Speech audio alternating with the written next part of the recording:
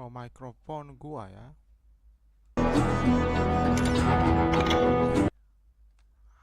Gajeroh.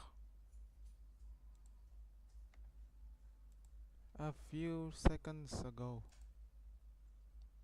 A few seconds ago. Okay. Aduh. Ayo kita lanjut.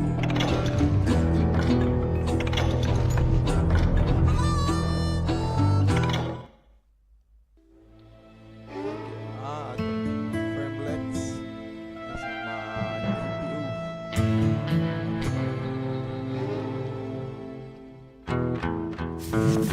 I knew I needed resources if I was going to track down Roscoe Bob Bryant, and hunting Plummer looked like a good way to get rich quick.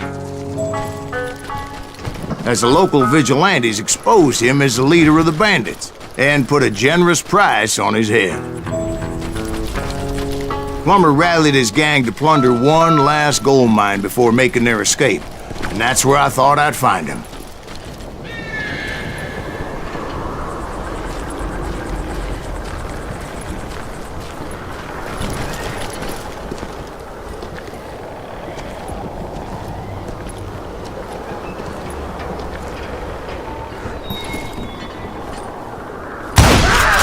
As my late father pointed out to me more than once, God made men. Samuel Colt made them equal.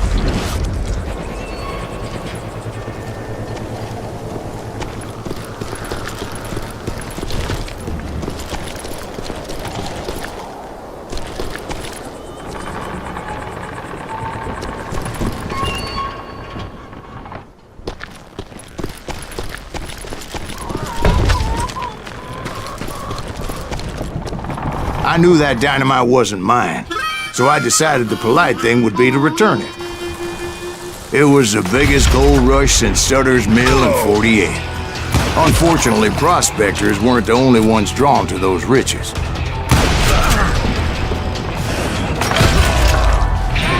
There were thieves and killers, robbing travelers and hijacking gold shipments. Like those that ran with Plummer. Some were just regular folks I knew from town, drawn by greed and easy pickings. Charlie Crow, the blacksmith. James, who worked in the stable. Sam and Jeremiah Barber, the butcher's sons. Ordinary citizens who lived a double life. Of course, the rest were veterans of the Civil War. Stone-cold killers trained on the bloody fields of Shiloh and Antietam. Plummer had a lot of men on his payroll. A hell of a lot.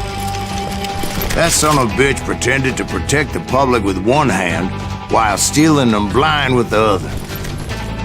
He set up a defensive perimeter which I had no idea how to breach.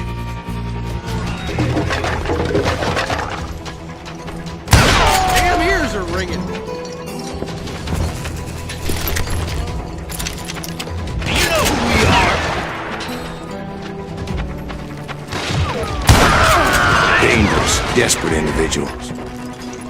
I was outnumbered and in way over my head, but I was too damn stubborn and stupid to realize it.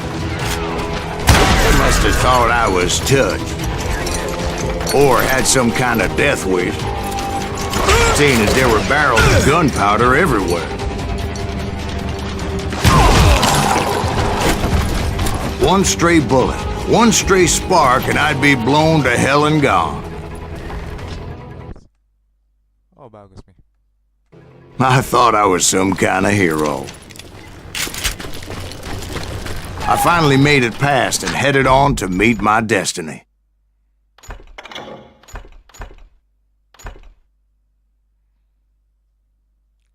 Reload. On the run.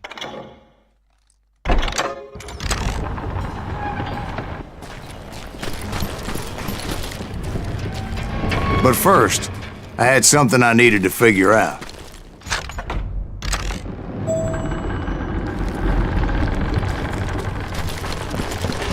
I had a few ideas on how to get into that mine, But once I made my decision, I knew there was no turning back.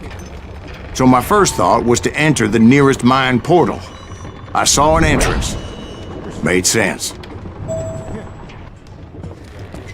It was the quickest way in, but that also made it more dangerous, as there would undoubtedly be enemy pickets posted along the way.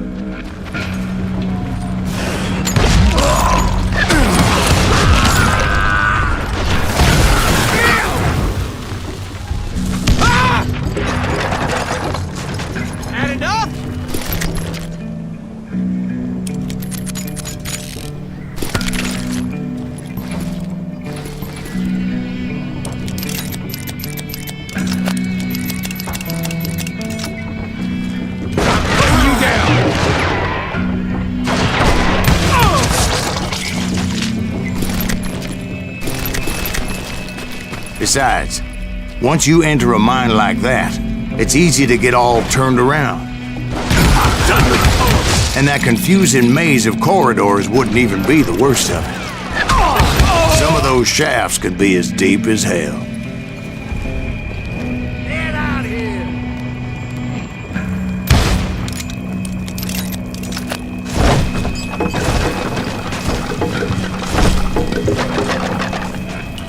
I'm ending you!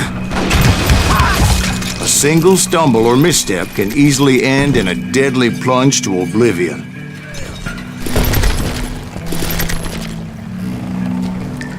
I will drop you down a mine shaft! Get out of here!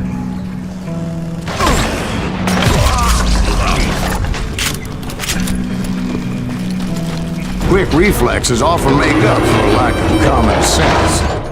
Luckily, I was never one to be easily bushwhacked. I would just need to be careful not to blow myself to kingdom come.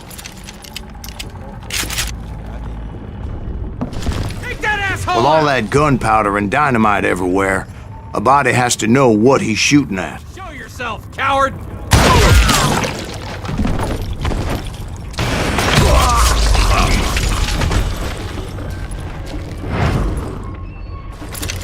One wrong bullet could have turned that mine into a dad-blasted tube.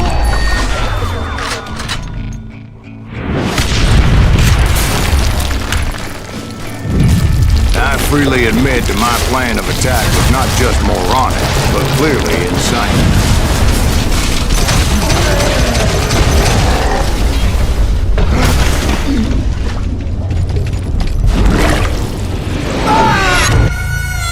It's a good thing that I abandoned that ridiculous plan before I even tried it. Ooh. Instead, I spotted a ladder, a way into the mine from the opposite side.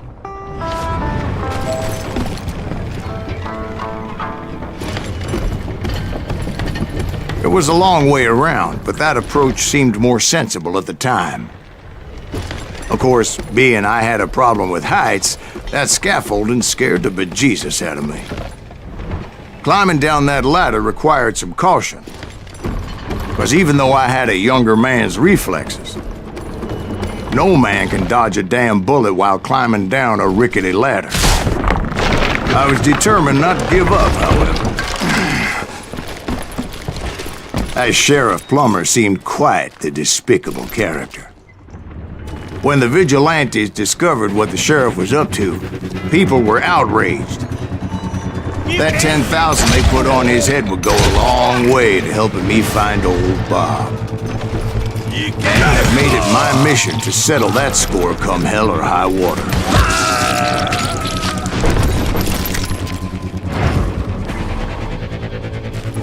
But first, I would have to make a choice. Take the elevator or climb the ladder. I picked the more convenient and more dangerous route.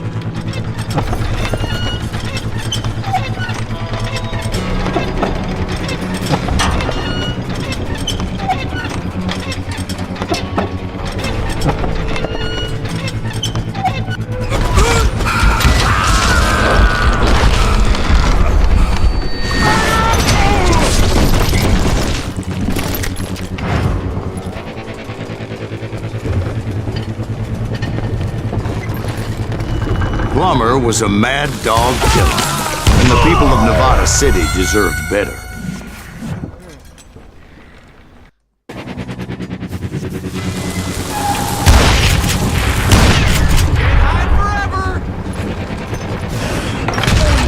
Right, well, he was the sheriff of both places at one time or another, but that's neither here nor there. The point was, taking him down would save a lot of lives, including my own.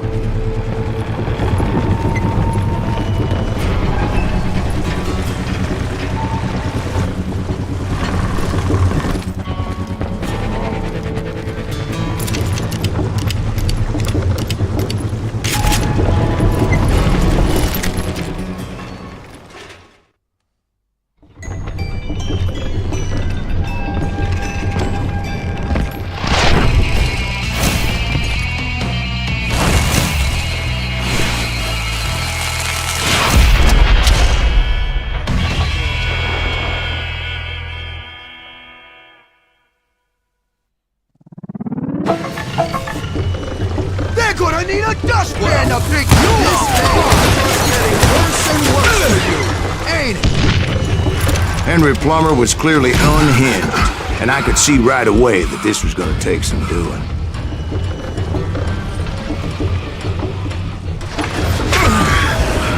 Like that!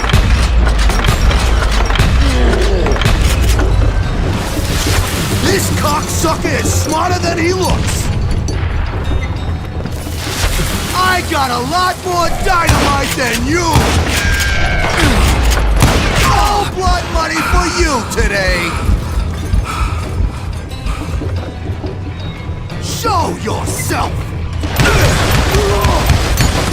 I'm going all medieval on your ass!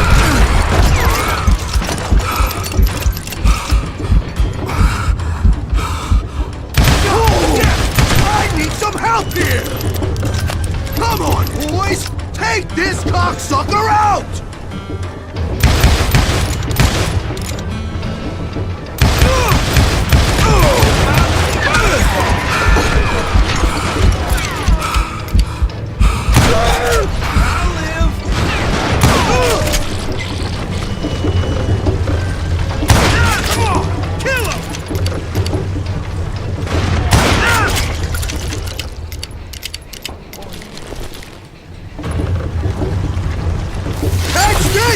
Son of a bitch!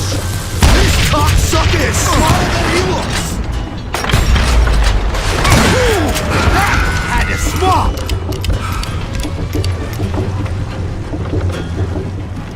You ain't taking me!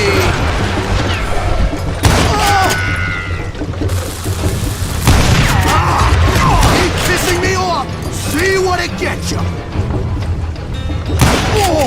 No blood money for you today! Show off!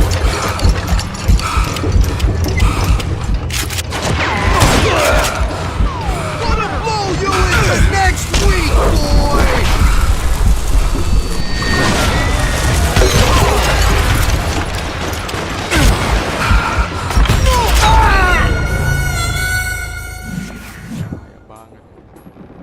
Chicken.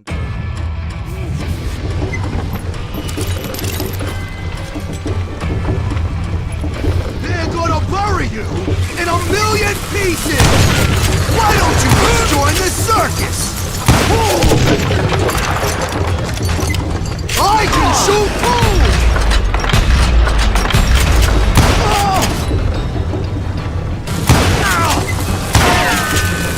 I'm shocked that you can't do it! I'm going evil on your ass! You are really chapping my ass! No blood money for you today!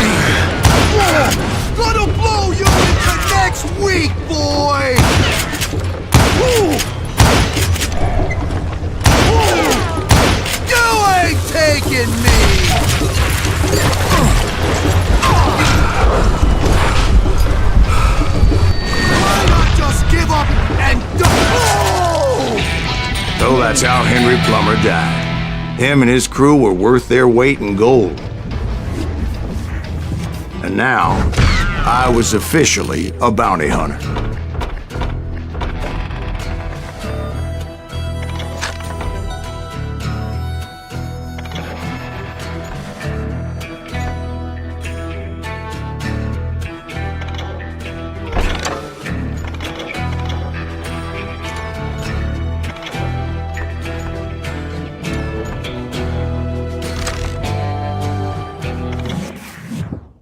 Okay. So, did you finally go after that Bob feller? Well, I heard word he was in Kansas with John Wesley Hardin. So that's where I went. Where in Kansas? Abilene. Why do you ask, Ben? No reason. Was Hardin as fast as Ringo? Ringo was fast, but John Wesley was as fast as the devil himself.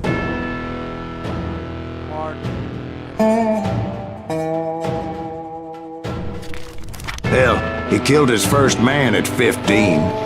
From that day forward, he had a price on his head and wouldn't back down for nobody, not even Wild Bill Hickok himself.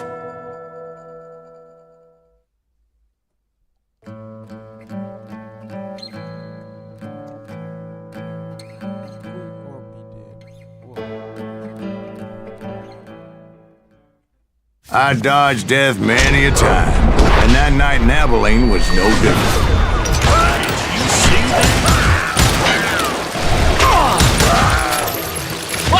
I was there with the intention of finding that bastard Bob and collecting the bounty on John Wesley.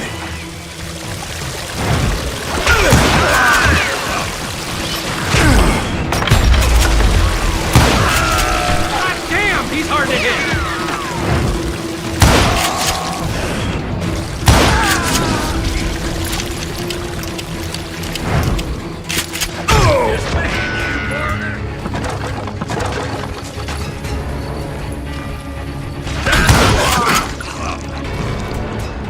I thought the Texas Rangers got Hardin. Yeah, that's what they want you to believe. It was cold and a witch's tit and a brass bra that night as I fought my way past his loyal compadres to the very same saloon we're sitting in today. Look around and imagine this place painted in blood. Hardin was waiting for me, and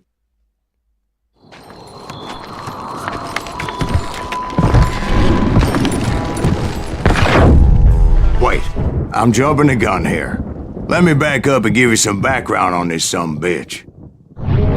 He deserves that much. Don't you think so, Ben? John Wesley Hardin was a killer. By the end, he confessed to taking the lives of 42 men. He was a bona fide folk hero by then, and had amassed a gang of armed miscreants and other assorted thugs. He and his men set up camp outside of town, and I was hoping Bob was among them. Shit, it's cold out here. They didn't ask why I was there. They knew. Most of them were wanted as well. I figured Hardin was here somewhere, but to get to him, I'd have to get past his gun hands. I had to spill a lot of blood to find out Hardin wasn't in that camp. He was carousing in town with his closest friends. Hardin's boys apparently didn't want me to reach the Bull's Head. Some were hightailing it into town to inform their jefe of my unwelcomed presence. Someone's coming for him. I wondered if Bob was among them. That sumbitch! Let the boys know we got another law dog.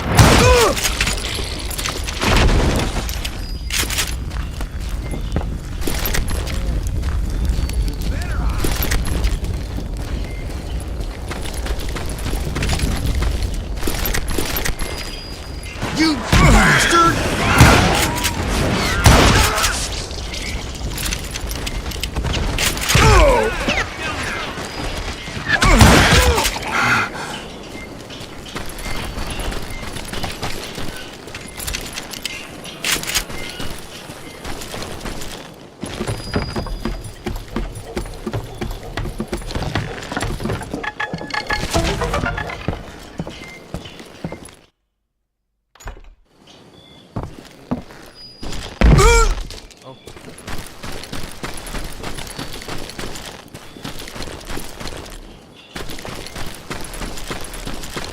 And I steeled myself for the fight ahead.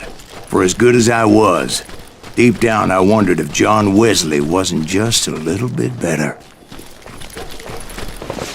Before I could test my mettle against Hardin, however, I would first need to dispatch his cadre of hired killers. Most of these degenerates were beyond redemption, but John Wesley might have been a different story. I didn't learn until later that that night was in fact his birthday celebration.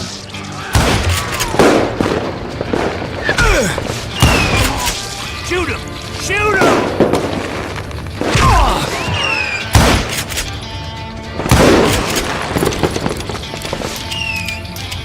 Can't get a good shot at him. Die for this, you hear me?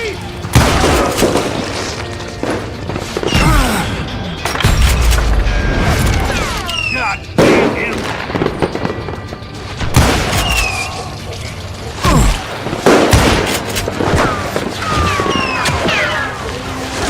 Watch where you shoot!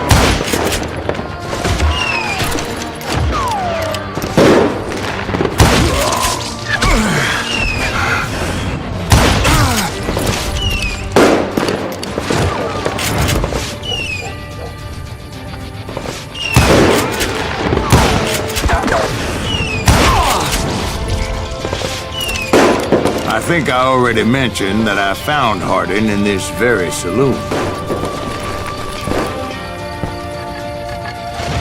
Suffice it to say, nobody there was happy to see me.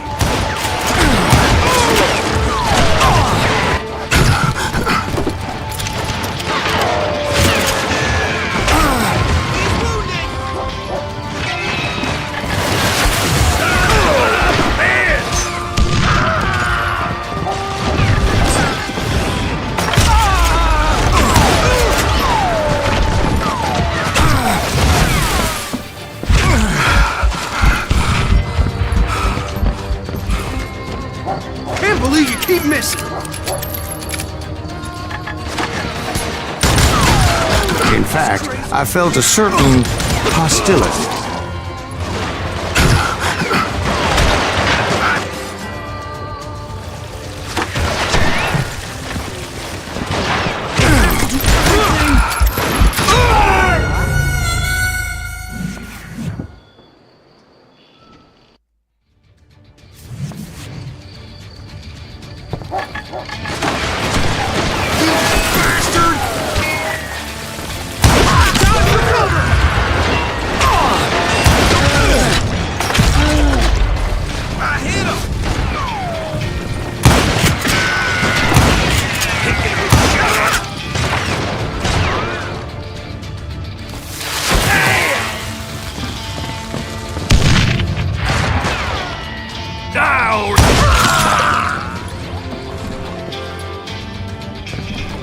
Yeah, you know you can't beat me.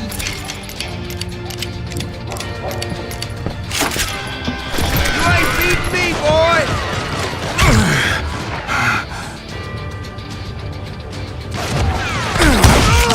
I was disappointed that neither Bob nor John Wesley were among the dead. But that was short-lived, as a moment later I was facing down the fastest gun in the West.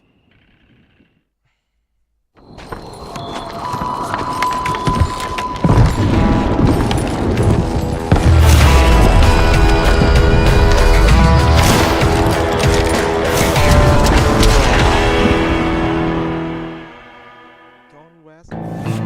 I felt a bolt of adrenaline, or maybe that was fear.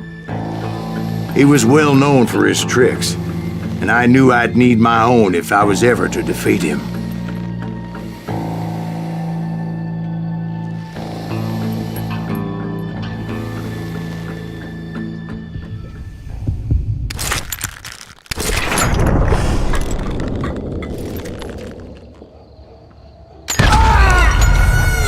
No, wait!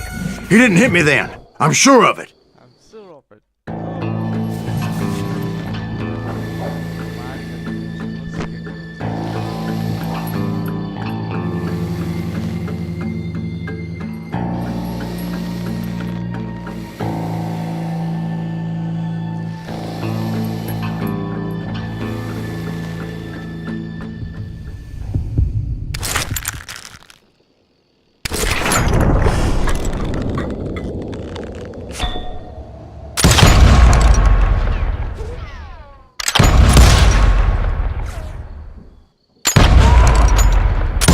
That man was faster than greased lightning.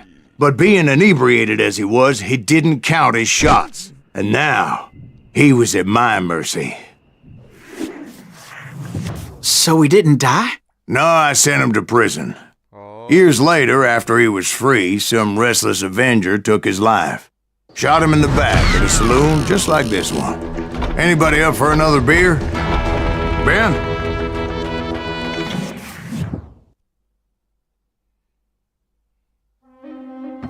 Thank you, darling. Yeah, some say revenge is a dish best served cold. So whatever happened to that Bob guy you were after? Personally, I'd like to hear some of your other adventures. Like, I don't know, did you ever go toe-to-toe with a red man?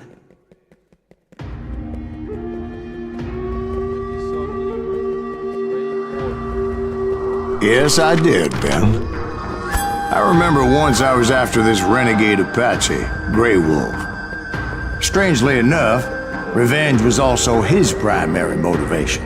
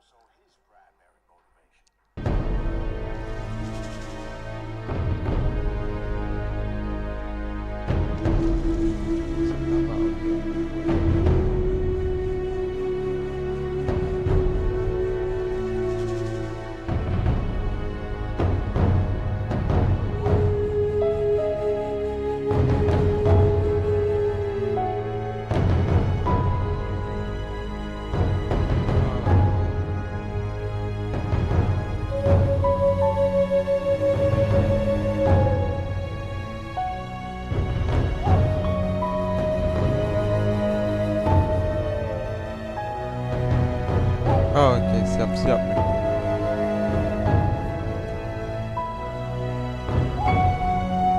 Tunggu dulu nih.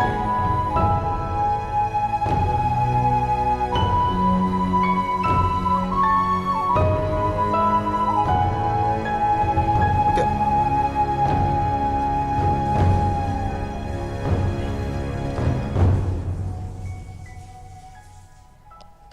Ow.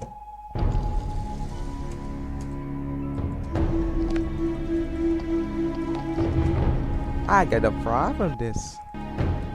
Yes. A bounty was put on Grey Wolf's head, and that's how I came to hunt him in the mountains. Mountains so high they tickled the nether regions of heaven. Okay. Grey Wolf was a Chiricahua Apache medicine man who had led a war party in revenge for a massacre against his people. The U.S. Army had attacked his tribe during his daughter's sacred sunrise ceremony, and the slaughter was unspeakable. I understood his anger, as there's nothing more traumatic than seeing those you love die in a cruel and painful death. Right from the beginning, I couldn't shake the feeling that Grey Wolf was watching my every move.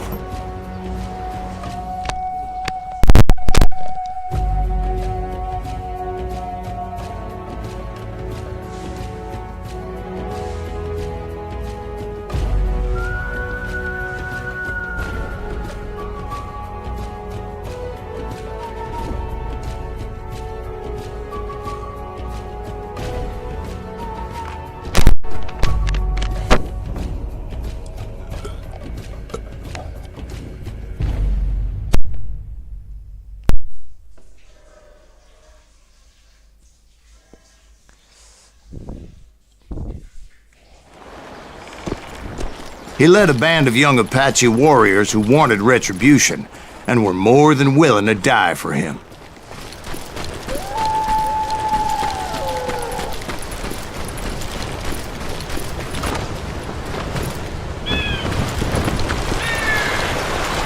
They saw me before I saw them.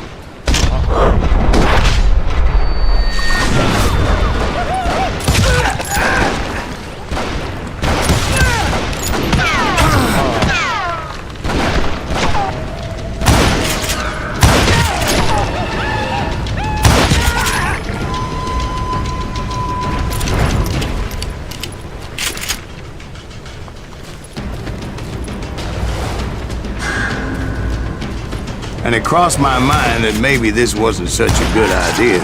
But now that the shooting had started, there was no backing down.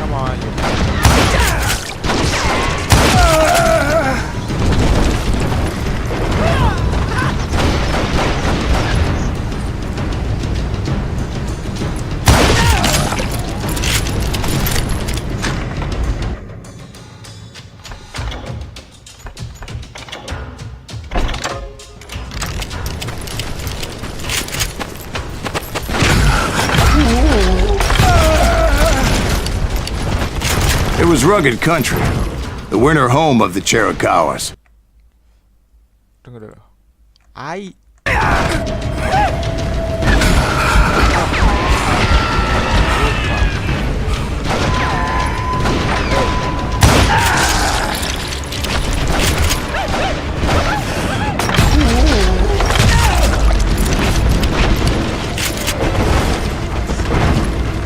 I admit to having some regrets about going after them the way I did. But then again, I got a lot of those.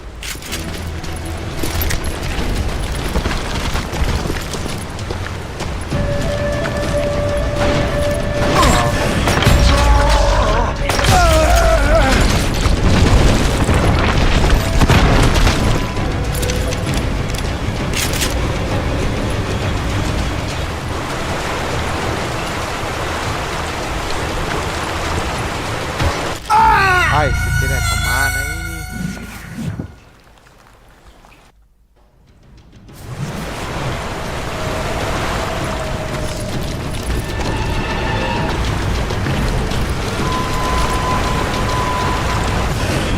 Did you find Grey Wolf? Not at that moment, but I did find the entrance to their hideout.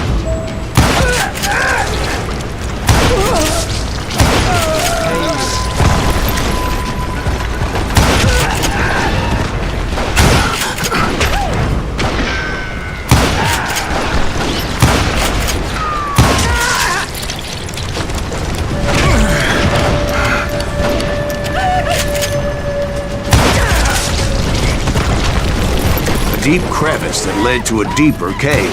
Don't tell me you're in there. Yeah, but it's not out of bravery so much as pure, angry cussedness.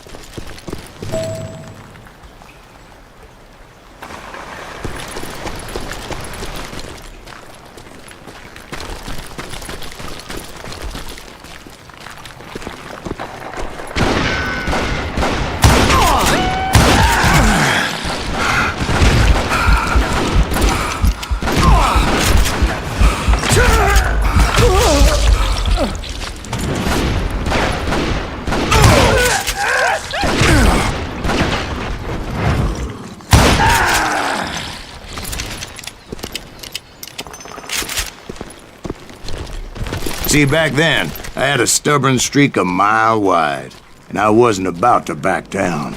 So it was like pitch black in there? Actually, it was pretty well lit, as they had torches on the walls.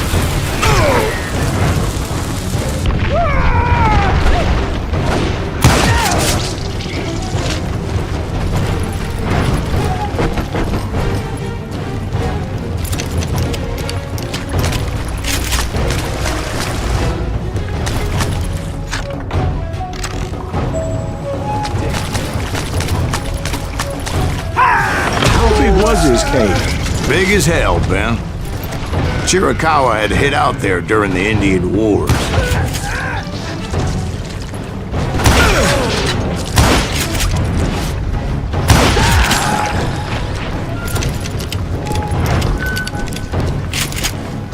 They thought it was haunted with the ghosts of those murdered by the horse soldiers. The cave was haunted with dead Indian ghosts? To be honest, I was more concerned with the live ones than the dead ones.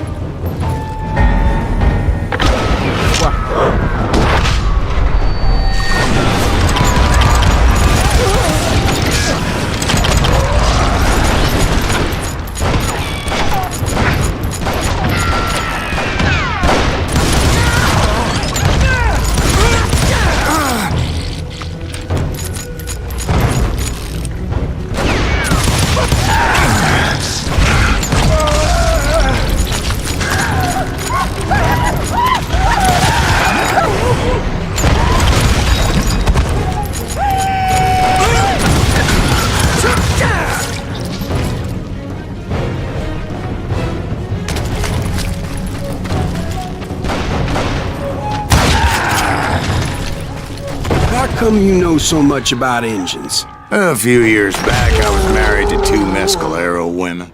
At the same time? Yeah, they were sisters. Polygyny is traditional among the Mescalero. So what happened? Oh, I had to get out of there. Those girls never shut up.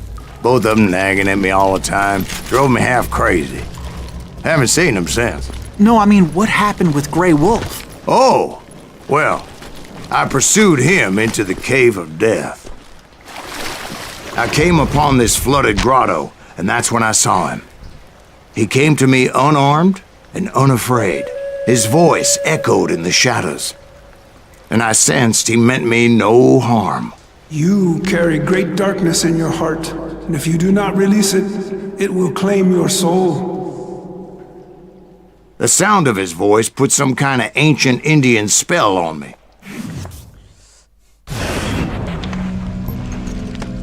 As his story unfolded in my mind, You will come to this place again and kill many more men, and the darkness will grow until it consumes everything that you are. The soul will have no rainbow if the eye had no tears. he said I was a great warrior, a coyote man, unequaled by any other pale-faced warrior, or something like that. The snakes will bite shadows of your past until a venom poisons your heart, and an echo of the song of the dead summons the spirits deep from within the mountains. I didn't quite get what he was saying, but there was definitely snakes. And indeed, his warriors surrounded me and attacked me like hungry wolverines. They couldn't stop me, though, and Grey Wolf wasn't in the mood for idle talk.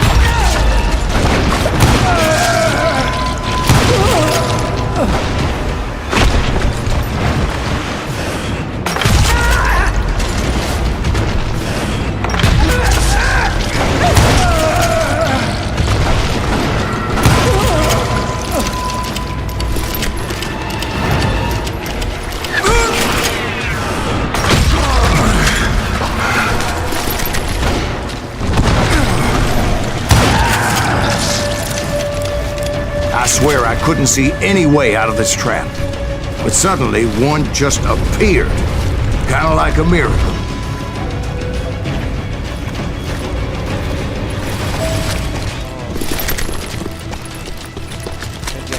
I felt like I would be lost in that damn cave forever. Finally, I found myself back outside, perched on the edge of a precipice, overlooking a thundering whitewater river. To get where I was going required several leaps of faith, but no way in hell I was turning back. I chased after him, determined to make him explain the meaning of all that mumbo-jumbo. Mumbo-jumbo's right. Are you making this all up as you go?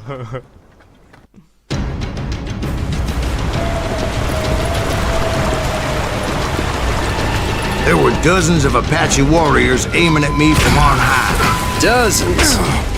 Well, maybe not dozens, but there was a lot of them. At least 3 or 4. Well, more than that, little lady. Rock and roll, baby.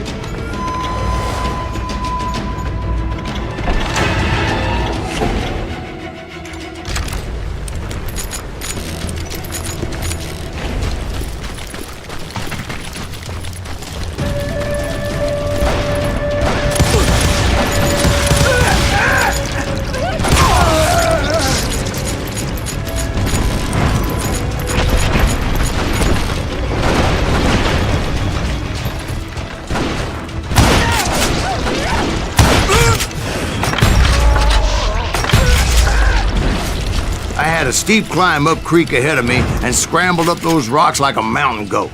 I was determined to locate Grey Wolf and find out exactly what the hell he was trying to tell me. And wouldn't you know it, that crafty son of a bitch led me right into a trap.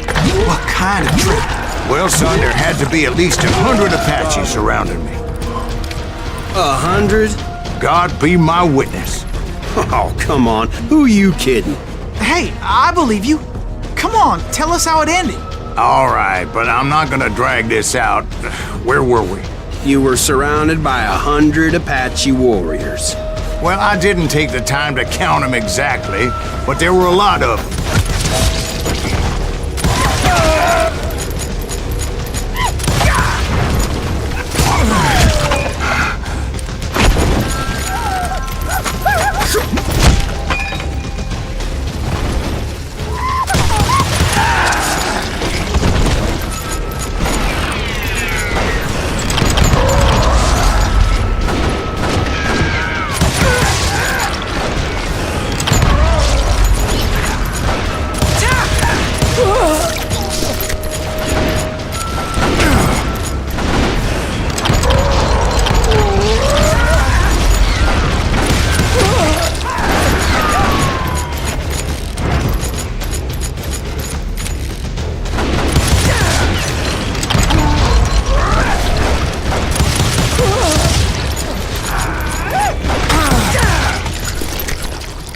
And in the end, a path appeared before me that I had not seen before. I followed it as I desperately needed to find out what Grey Wolf was trying to tell me. But it was like that son of a bitch disappeared into thin air. Udah kehilangan. Never did find him. And never did collect my goddamn bounty. Bounty. Thank you, darling. It's interesting how the truth can sometimes seem might malleable, depending upon your point of view. Like how those dime novels make you out to be something you're not? Jack, don't be starting trouble. No, he's right. They do tend to exaggerate. Did they exaggerate your part in taking down the Daltons? Well, I was there in the flesh, boy, so I saw what happened firsthand.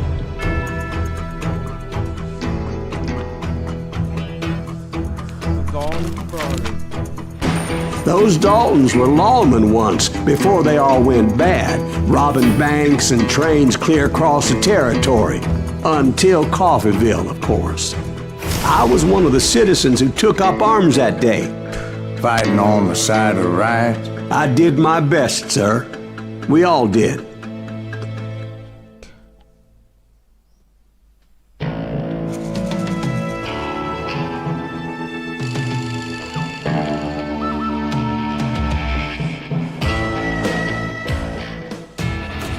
It was early morning. One of my friends was a local gunsmith, and he handed out firearms to anybody who'd take one. You see, the Daltons got it in their heads to rob two banks at the same time. Two banks on the same damn street. The story was Bob Dalton's girl was always riding him about how he had no ambition. Oh, you're nobody next to Jesse James, she'd say. Finally, the bastard took his brothers to Coffeeville just to shut her up. Well, the locals recognized the Daltons right off. Before they could get away, half the town took up arms to defend their property.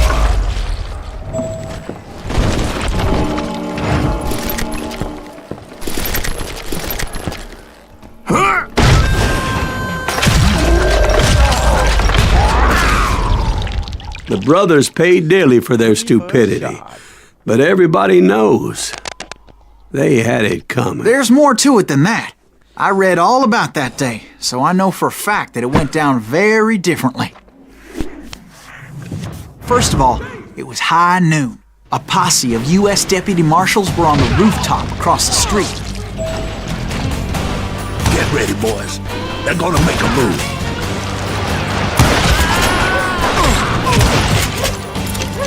The lawmen had been tracking the Daltons for months. Now they finally had him dead to rights. Among them was a bounty hunter feared by many a lawbreaker. The marshals tried to get the Daltons to surrender. They'll give up eventually. We just gotta wait for something to happen. This bounty hunter knew that the brothers were far too proud to ever lay down their guns.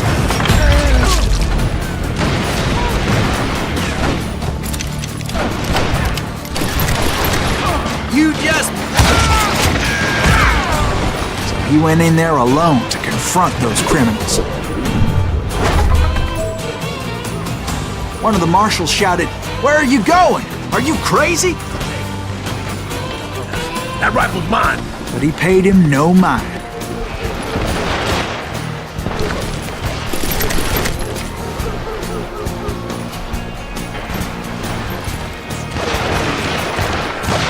He saw a way to get around to the back of the bank. Then he figured out how to hit the Daltons from a direction they weren't expecting.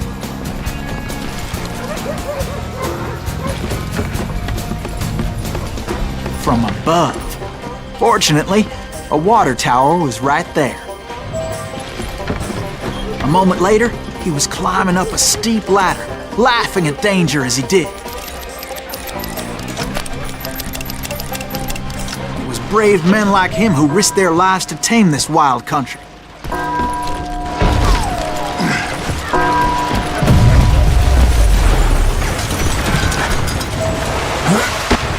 We've got company. Heroic men like him, who did what other men couldn't or wouldn't to make this country free. Greaves? Son of a bitch! Jim Bowie and Davy Crockett, who died defending the Alamo. Just kill Red?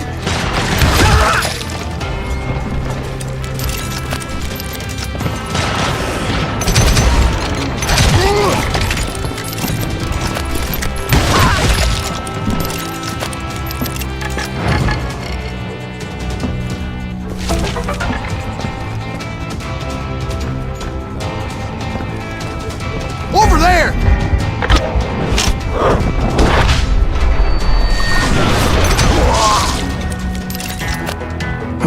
That's Silas Greaves. What the hell? God damn you! Blam! Blam! He came away victorious, taking down those thieving Daltons. His name was Silas Greaves, and when the dust finally settled, he was the last man standing. Sorry, kid, but that just wasn't the way it happened.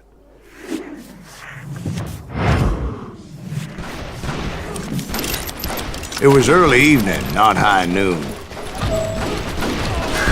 The Daltons blew up a safe, and were all set to hightail it out of there. I was late to the party, and Coffeyville was already up in arms. Those pathetic deputies surrounding the bank were dropping like flies.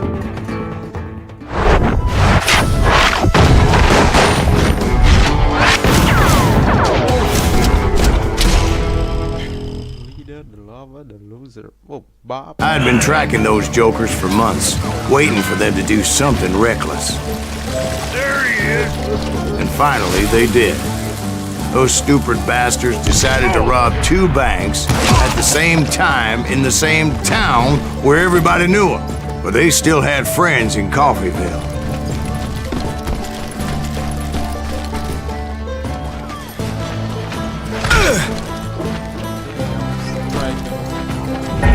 Got us to eat. What's the rules in them? Those friends came after me like a pack of wild dogs, tooth and nail. They were coming at me from all directions. Steady aim. Arrive ammo. Faster variety reload.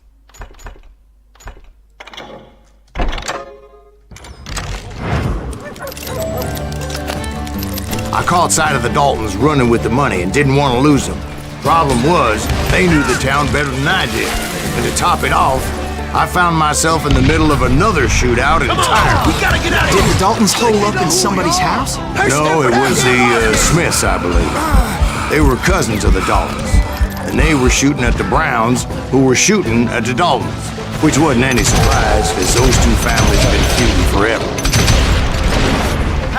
And since the Joneses are related to the Browns, they shot at the Smiths, pissing off the Heimhoffers, whose daughter recently married a Smith.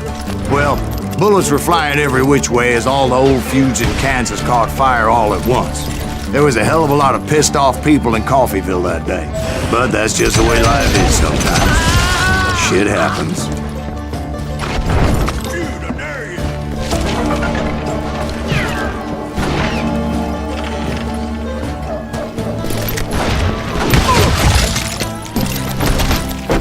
The Dalton boys knew I would never give up.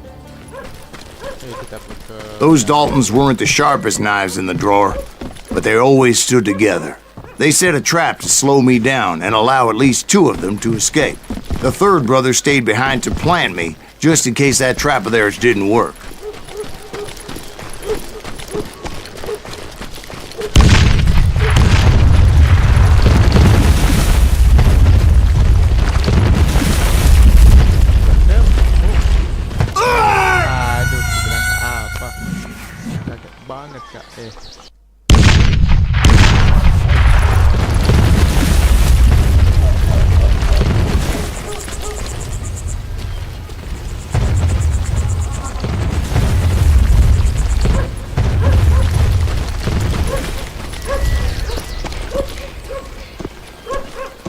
It was Emmett, the youngest, and he decided to stand his ground and face me down.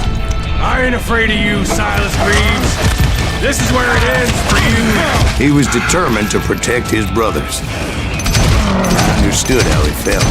Taking me on all by his lonesome wasn't exactly a recipe for a long life.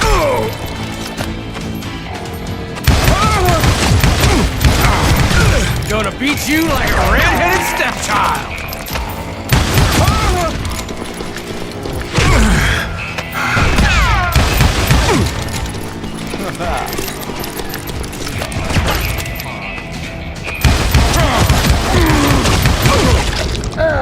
But Emmett Dalton survived the robbery in Coffeyville. He's the only Dalton who did. They say he was shot 23 times. Well, Dwight, who do you think put all those damn holes in him?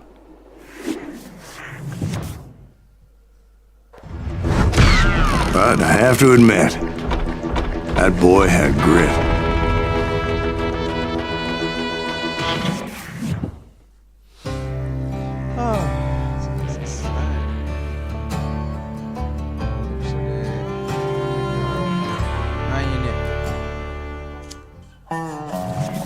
We'll get those suckers. It took me a couple of days to track the Daltons down. They can't get away with this! And in that time, a whole posse of local vigilantes offered to lend a hand.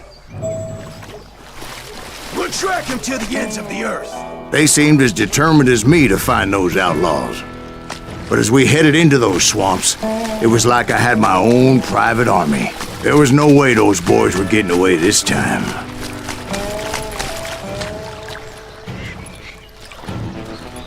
It was early fall, right? Beautiful time of year.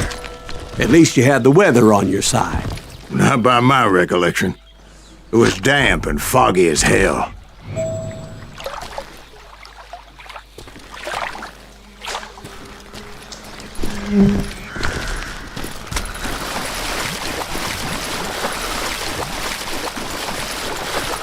It was tough to stay on a true course, so we kept an eye out for landmarks.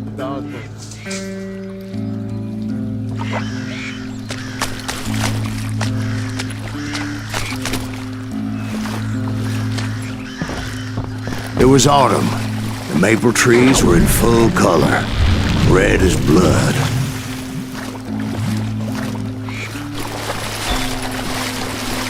The rains that year were torrential, so the whole area was flooded. The vigilantes had spread out wide, and pretty soon I couldn't see anybody.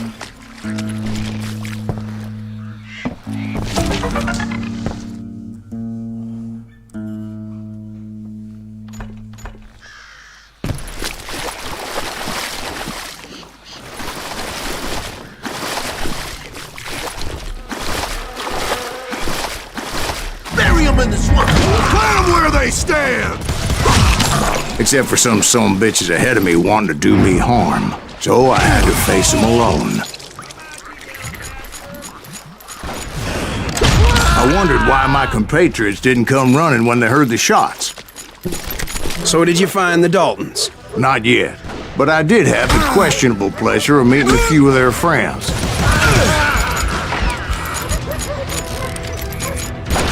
Kill it!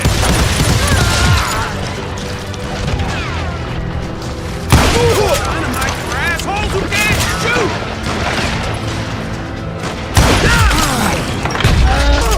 That asshole just killed Brandon!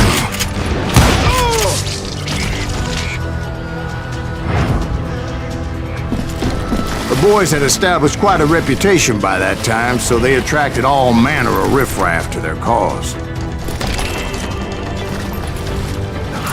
ain't no thing to hide from me!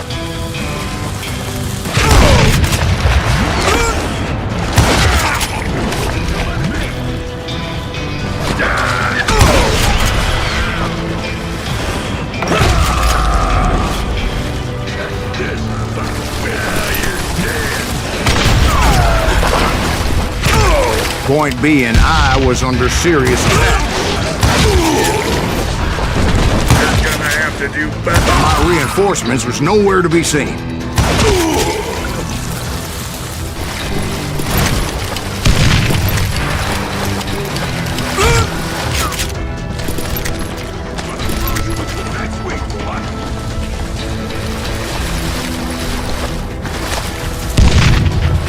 That son bitch!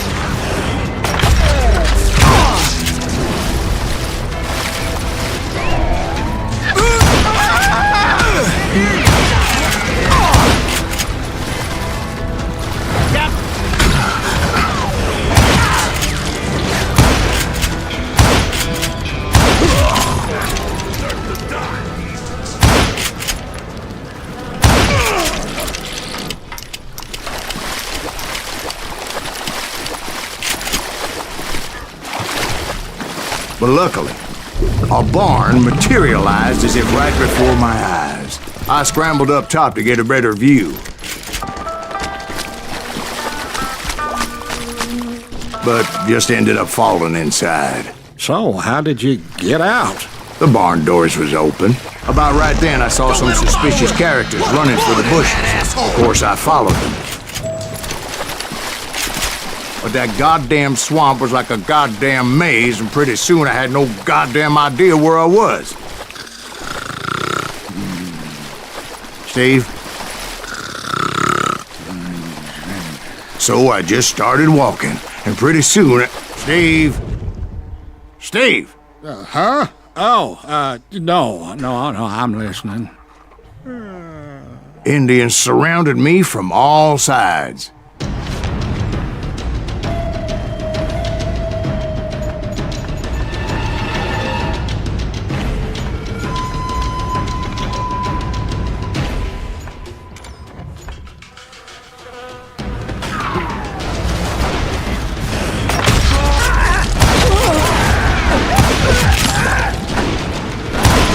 Indians?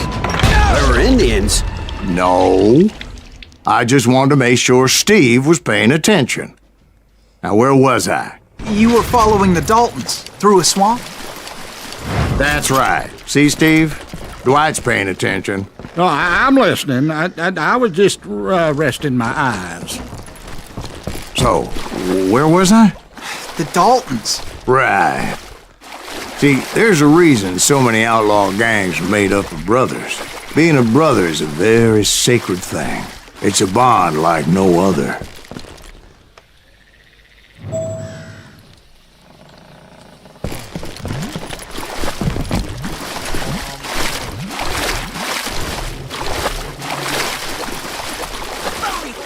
Stop that, son bitch! So did you ever find the damn Daltons? Not yet, but I did find a few of their cousins. I've been seeing it. You Kansans breed like rabbits. More Smiths or Heimhoffers or who knows what. But hell, what's more important than family? I'll bet Ben knows what I'm talking about.